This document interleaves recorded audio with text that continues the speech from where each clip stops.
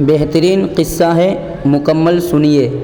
ایک بزرگ کا قصہ ہے کہ لوگ ان سے نکاح کرنے کے لیے کہا کرتے تھے اور وہ انکار کر دیا کرتے تھے۔ ایک روز سو کر اٹھے تو کہنے لگے کہ میرا نکاح کر دو۔ لوگوں نے دریافت کیا اور ارادہ تبدیل ہونے کی وجہ دریافت کی۔ فرمایا کہ میں اس لیے شادی کرنا چاہتا ہوں کہ شاید اللہ تعالیٰ مجھے اولاد سے نوازے اور وہ بچپن میں فوت ہو جائے تو آخرت میں میرے کام آئے۔ اس کے بعد نکاح کے ارادے کی وجہ بیان کی کہ میں نے خواب میں قیامت کا منظر دیکھا، لوگوں کے ساتھ میں بھی محشر کے میدان میں کھڑا ہوں، پیاس اور تکلیف کی وجہ سے لوگ سخت پریشان اور بے چین ہیں۔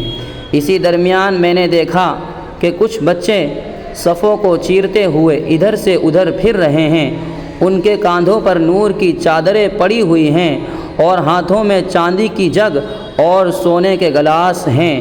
وہ بچے ایک ایک شخص کو پانی پلاتے ہیں اور کچھ لوگوں کو چھوڑتے ہوئے آگے بڑھ جاتے ہیں۔ ایک بچے سے میں نے پانی مانگا تو وہ کہنے لگا کہ ہم میں تمہارا کوئی بچہ نہیں ہے، ہم تو اپنے ماں باپ کو پلا رہے ہیں۔ میں نے پوچھا تم کون ہو؟ اس نے جواب دیا ہم مسلمانوں کے بچے ہیں، ہمیں بچپن میں اٹھا لیا گیا تھا۔